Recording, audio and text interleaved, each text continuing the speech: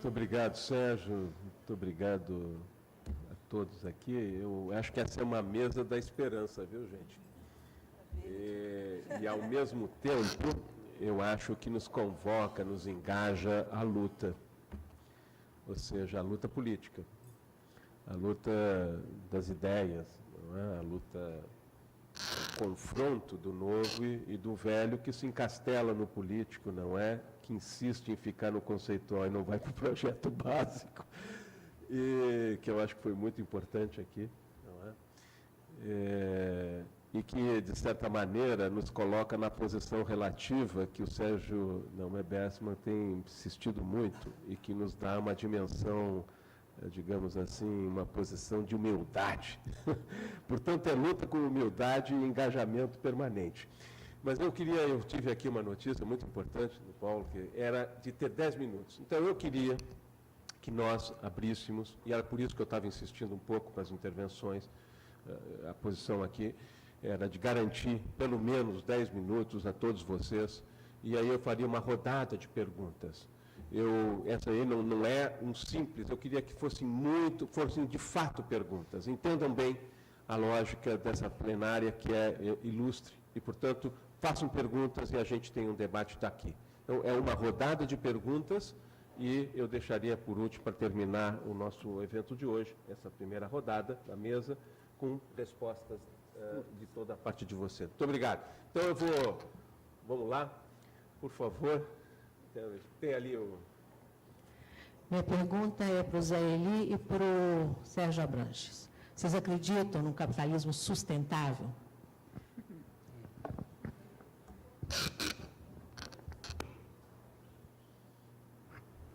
Minha pergunta é para o Sérgio. Sérgio, você falou que a política está sempre atrás da economia e da sociedade. Você viu isso em 72 ou em 92? Você também achava que a política estava muito atrás, como está hoje?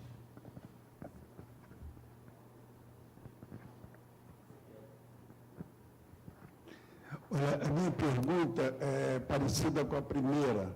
Como coadunar isso que foi dito com a lógica do capital, que é o da reprodução expandida? Isso é a lógica básica do capital.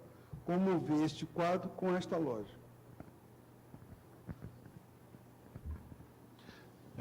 A minha pergunta é como compatibilizar essa revolução que o Sérgio fala e a lógica de longo prazo que os demais membros da mesa falaram, com a agenda dos BRICS, que é uma agenda de crescimento rápido e de, num curto espaço de tempo, reduzir a pobreza dramaticamente de centenas de milhões de pessoas. Quer dizer, isso ainda acho que é baseado na economia chamada marrom. Então, acho que muitos de vocês estão partindo da premissa de uma racionalidade, que é mais ou menos global, que pode fazer com que os países BRICS e emergentes tenham uma conduta racional nas negociações, que eu acho que vai contra as estratégias deles de curto e médio prazo. Passou. A minha é a seguinte, acho que é mais direcionada também ao Zé Eli e ao Sérgio, e eu poderia sintetizá-la da seguinte maneira: o regime de propriedade não é um regime de propriedade privada, particularmente propriedade privada da propriedade intelectual, não é um regime marrom. Por mais que eu concorde que a teoria conspiratória, a crítica da teoria, que parte da teoria conspiratória, ela é rasteira, eu também não posso deixar de pensar que nós estamos falando, quando nós estamos falando de revolução, nós estamos falando de uma revolução tecnológica. Eu também não posso deixar de pensar que nesse regime de propriedade, tecnologia tem dono. E nesse sentido, por mais que eu ache, por mais que eu compreenda que nós temos que avançar na direção de um novo modelo econômico, se nós não resolvermos o problema da propriedade, nós teremos, na verdade, a reprodução de uma simetria ou de uma desigualdade internacional bastante significativa, como se nós tivéssemos uma terceira onda de colonização nesse sentido. Podemos concluir? Tem mais uma? Por favor. Eu vou... Bem, eu queria só fazer dois questionamentos. Um é sobre a questão de patrimônio comum e bem público. É necessário para digamos assim, regular essa medida das emissões, os elementos mais catastróficos e mais ameaçadores, a dinâmica de risco. Quer dizer, isso exige num mundo que estará mais fragmentado por causa do contexto geopolítico e do problema das transições. Os próprios BRICS têm plataformas nacionais afirmativas.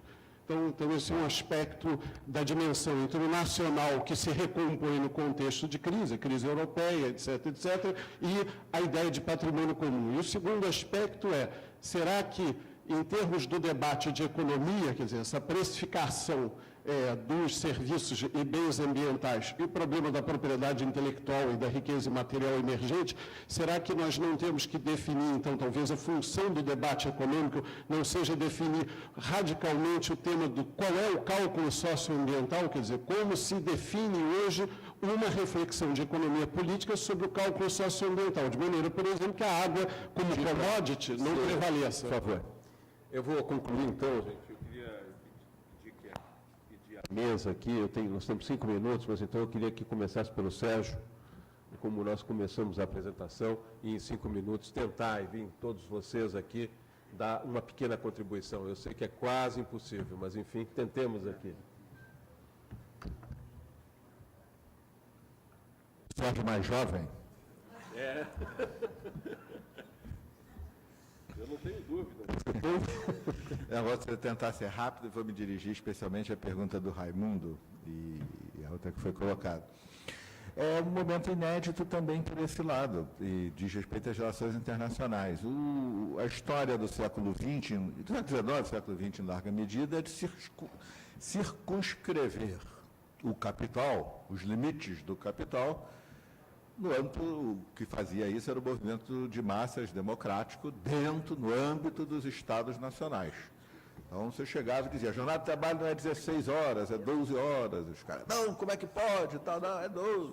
Depois é 8. Isso, 8 não vai dar. Dá sim, faz lá. Tá. Não pode trabalho infantil. Como não pode trabalho infantil? Não pode trabalho infantil.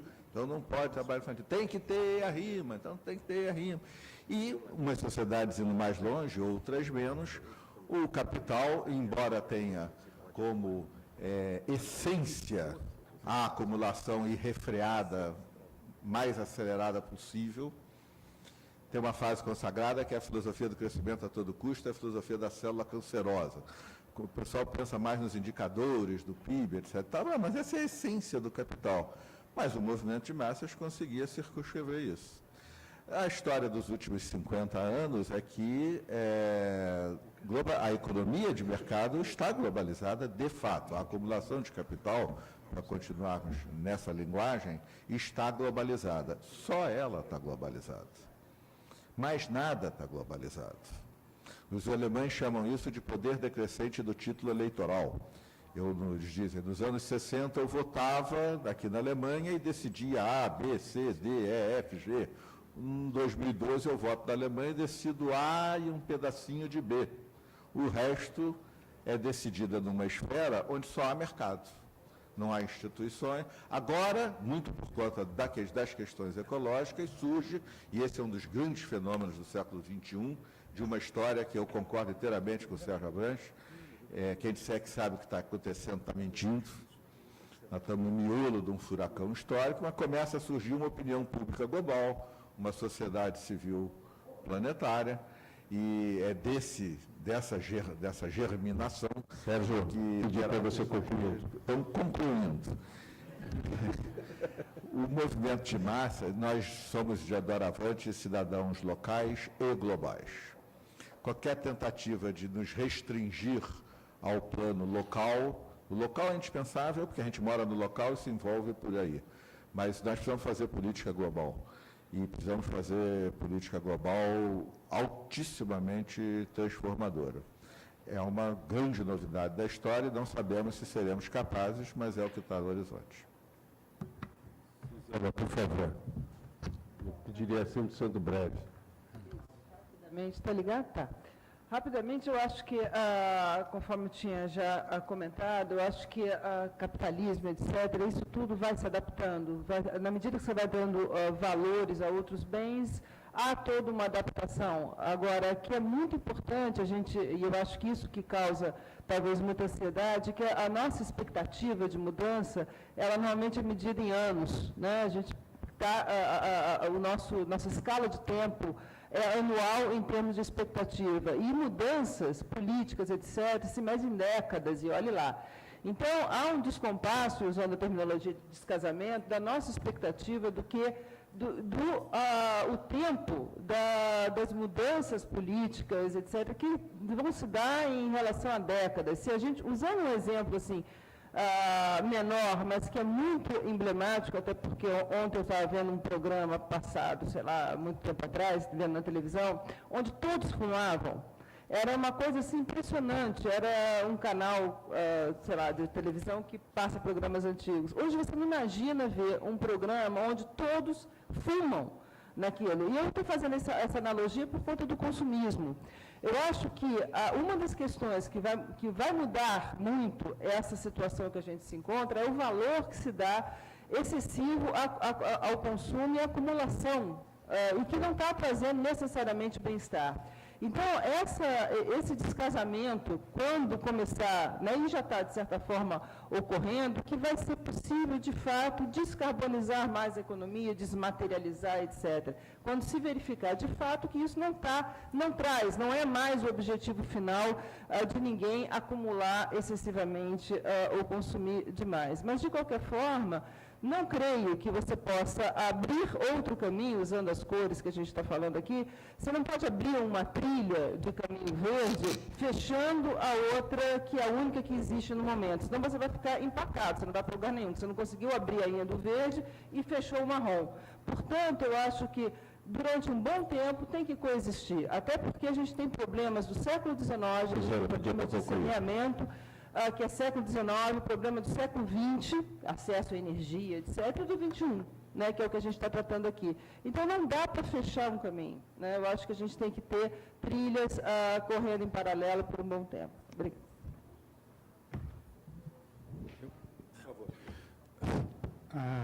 As perguntas foram muito interessantes, muito provocativas, e é impossível responder nesse tempo.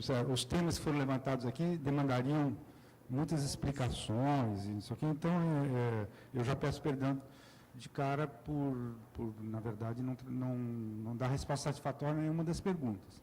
Mas eu queria fazer o seguinte breve comentário.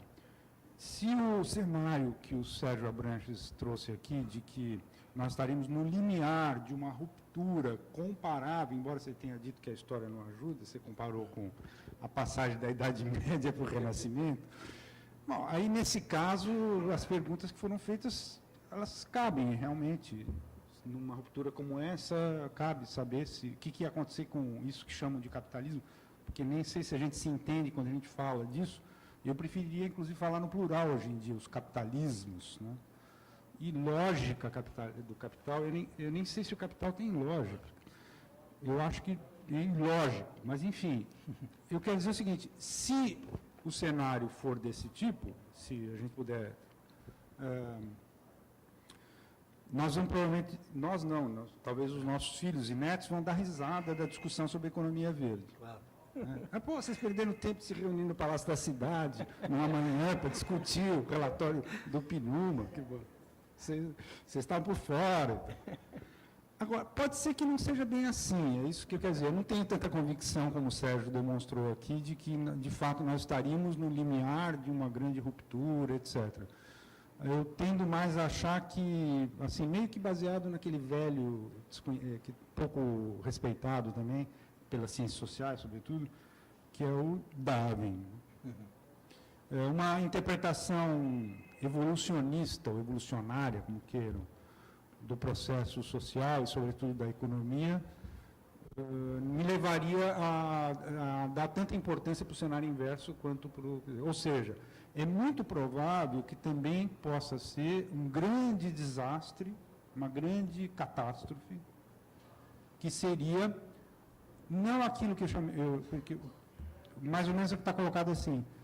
O ideal seria que os países que estão mais avançados começassem já a planejar a condição estável, ou a prosperidade sem crescimento.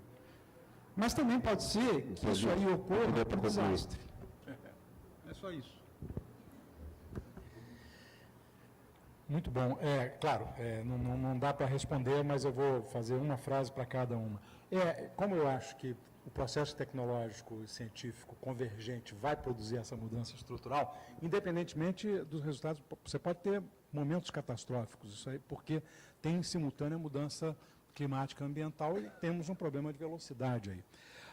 Mas, com certeza, quer dizer, o capitalismo se transformará e nós não vamos ser gozados, não. Nós vamos ser parte da história. Né? Quer dizer, e, infelizmente, ainda não surgiu um Marx que diga qual é o outro modelo para errar. Né? Porque exatamente todas as previsões sobre o futuro são feitas para errar, porque a gente não pode prever exatamente quando o processo deixou de ser linear. Mas não se tratará do capitalismo, e o problema da propriedade com tecnologia começa a ser resolvido em várias áreas. Tá certo? Em várias áreas a questão da propriedade está sendo contestada. Agora, por exemplo, no campo científico, uma discussão importante sobre a abertura completa dos journals, das revistas científicas. Harvard diz que não pode mais pagar por elas.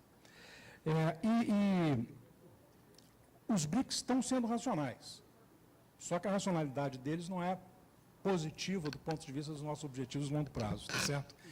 E a política estava atrás, também em 92, só que o processo está se acelerando, então ela está ficando mais atrás agora, mas ela já estava atrás, em 92. Pediria para concluir. Sobretudo os Estados Unidos. Gente, Paulo, por favor, eu só queria agradecer a mesa, não é? Eu sei que eu fui um pouco insistente, o Paulo aqui era o meu alter ego aqui, do outro lado da plateia, e nós peço desculpas, não é, a todos aqueles que agora deverão compor a nova mesa e que acabou que a gente se atrasou um pouco. Muito obrigado a todos vocês, sem dúvida, e vocês estão de parabéns.